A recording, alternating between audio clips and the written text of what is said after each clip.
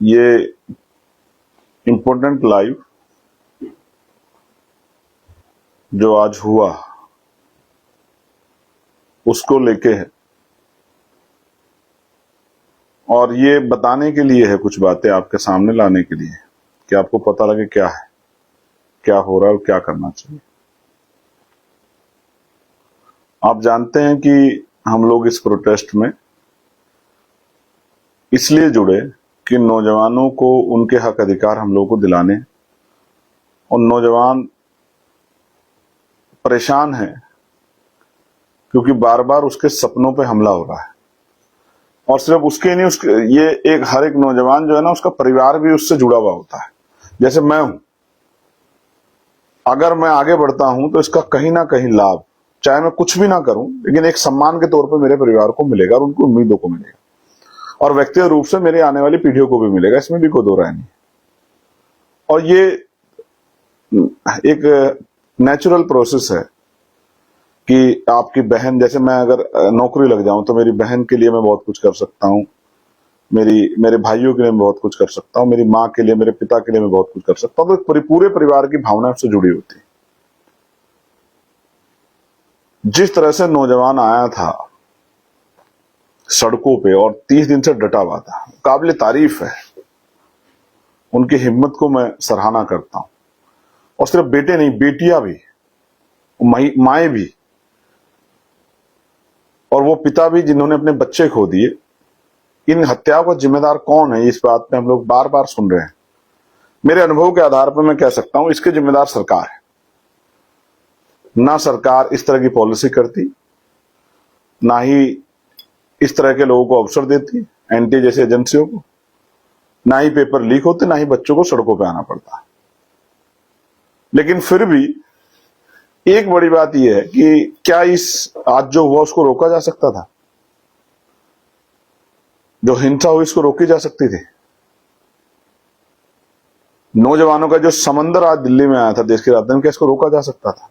तो इसका जवाब आपके और मेरे दोनों के पास है। हाँ, इसको रोका जा सकता। हाँ, इस इतने बड़े जन समुद्र को दिल्ली आने से रोका जा सकता। हाँ, इस इतने बड़े जो है विरोध को रोका जा सकता अगर सरकार संवाद कर लेती, बात कर लेती जो आज उसने की।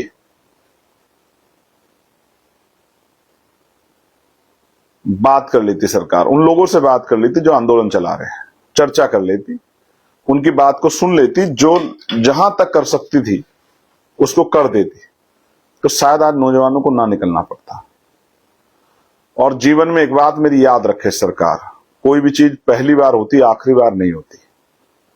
जो आज हुआ है वो दोहराया जाएगा दोबारा फिर, जब भी ऐसा कुछ होगा जिससे लोगों के अंदर आक्रोश पैदा होगा।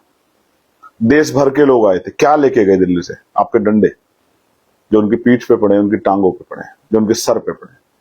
आपके टीयर गैस से जो उनकी आंखें जली है, उनके चेहरे पे जो जलन पैदा हुई है, वो लेके गए आपसे। आप जानते हैं, मैं हमेशा हिंसा का विरोधी रहा। डॉक्टर अंबेडकर को मानने वाला व्यक्ति, फूले साहू को मानने वाला व्यक्ति, पेरियार को मानने वाला व्यक्ति, काशीराम साहब को मानने वाला व्यक्ति। तो मैं ये कह सकता हूं बहुत जिम्मेदारी से कि ये हिंसा जो हम अभी मीडिया चैनल्स पे देखेंगे कि ये हुआ, ये इसके लिए पर्याप्त प्रयास जो है सरकार ने उनसे ना वार्ता करके, और फिर जब वो निकल के आ गए हैं, आप देख रहे हैं, आपके पास इंटेलिजेंस है, 2 किलोमीटर पता लग रहा है, रात को पता लग गया है कि लाखों लोग आ गए हैं, सुबह आपको पता लग गया है कि भाई लाखों लोग आ गए हैं। और मेरे अनुभव के हिसाब से आज 10 लाख से ज्यादा लोग दिल्ली में थे, नौजवान। आपके पास तो इंटेलिजेंस है, इतनी विजिलेंस है, इतनी एजेंसियां हैं, सीबीआई है, आपको तो मुझसे ज्यादा पता होगा कितने लोग हैं, कितने लोगों में बेचैनी है। आप तो सोशल राइट सब चीजों को वो करते हो। ये दिल्ली है, देश की राजधानी, सारे जो है स्पेशल चार्ज लेके सब कुछ आपको सब पता था। आप कल रात में वार्ता करते, आप आज वार्ता करते, आप सुबह वार्ता करते, लेकिन आपने नहीं की क्योंकि आप चाहते थे प्रोटेस्ट हो। क्योंकि जब तक वो पीसफुल प्रोटेस्ट वहां था, तब तक आपको समझ आ रहा था कि जब तक इसमें हिंसा नहीं होगी तो आप इन पे आरोप नहीं लगा पाओगे, इनको हटा नहीं पाओगे। जबकि ये भी सच है कि मैंने ये बात जब वो मुझसे मिलने आए, मुझे निमंत्रण देने, मैंने उनसे कही थी कि पहलवान बेटियों के समय में भी ऐसा हुआ था।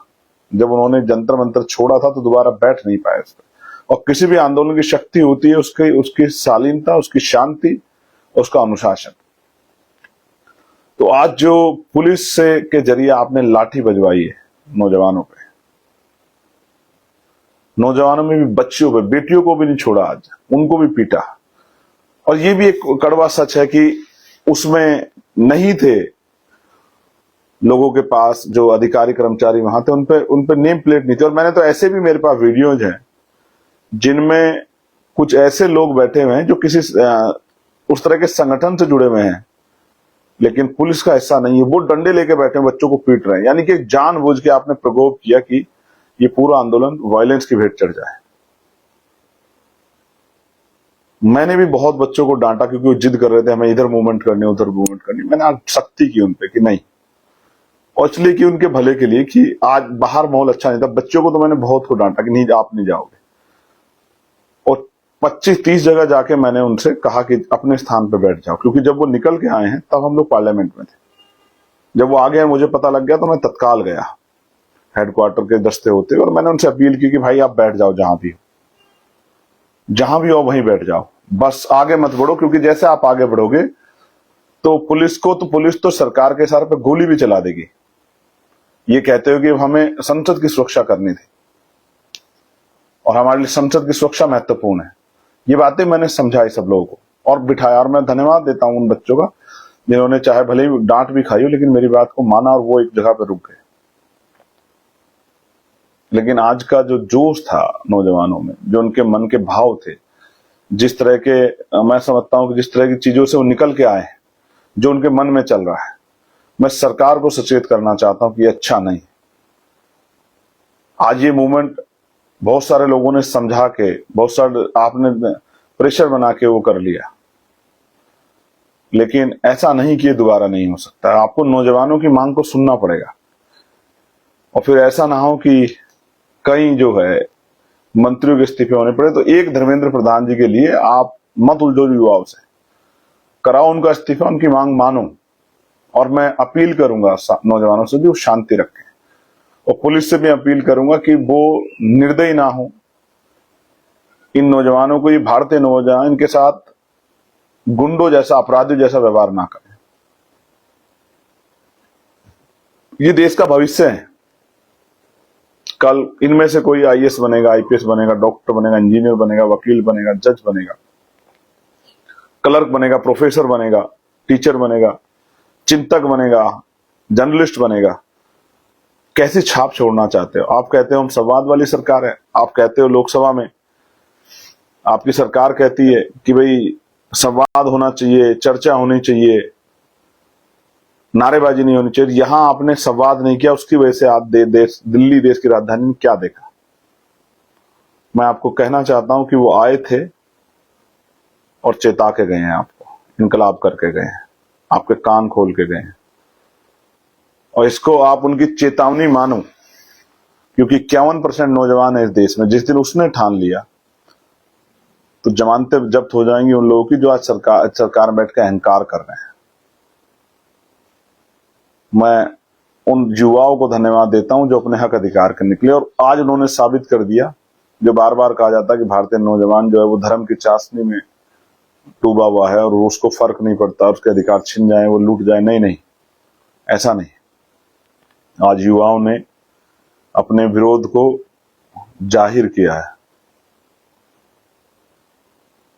क्योंकि एक संगठन के लोग नहीं थे, एक क्षेत्र के लोग नहीं थे, पूरे देश के लोग आए थे। अलग भाषा को समझने वाले लोग थे, लेकिन सबकी एक ही वो थी कि free and fair examination policy होनी चाहिए। और ऐसे शिक्षा मंत्री जिनके रहने के बावजूद, शिक्षा मंत्री रहने के बावजूद बार बार पेपर लीक हो रहे हैं, घोटाले हो रहे हैं, ऐसे शिक्षा मंत्री को शिक्षा मंत्री नहीं रहना चाहिए।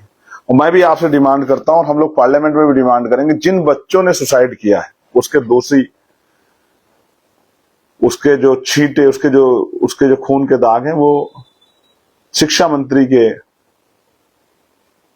कपड़ों पे हैं, कुर्ते पे हैं, उनको जवाब देना पड़ेगा। और अगर नैतिकता होती उनके अंदर, जैसे पहले भी कई बार इस तरह की चीजें हुई हैं, तो नैतिक आधार पे इस्तीफे दिए जाते थे, अब वो नैतिकता नहीं रही। गलत पंगा लिया आपने सरकार, भारत सरकार को मैं कहूं गलत पंगा लिया है इस बार आपने, क्योंकि इस बार सामने नौजवान, और ये नौजवान रुकने वाला नहीं, मैं जहां तक मैं समझता हूं।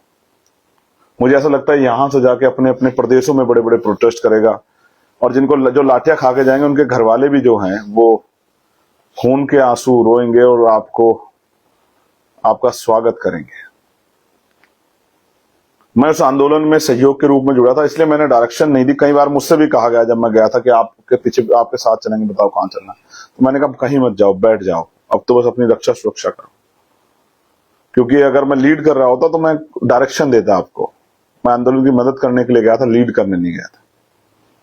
और मैं भी चाहता तो 4 लोग अपने घर के बाहर लगा के कह देता कि साहब मुझे डिटेन कर लिया गया है। लेकिन आप जानते हो मुझे डिटेन करने के लिए 4 लोग नहीं, 400 लोग चाहिए, तब डिटेन कर सकती है पुलिस मुझे। 4 लोग मुझे डिटेन नहीं कर सकते हैं। ये जिन लोगों ने ये करके आज जो उन नौजवानों को अकेला छोड़ दिया है, उनके बीच में सिर्फ चंद्रशेखर खड़ा था, उनसे भी नौजवान सवाल पूछेगा, उनको भी ऐसे नहीं चैन से बैठने देगा कि वो दिल्ली में रहते, लोकसभा का सत्र चल रहा है, यहीं रहते, क्यों नहीं उनके बीच में पहुंचे। उनसे भी नौजवान सवाल करेगा, जवाब देना पड़ेगा। जिनको चोट लगी उन बच्चों के प्रति मेरी जो है संवेदनाएं हैं।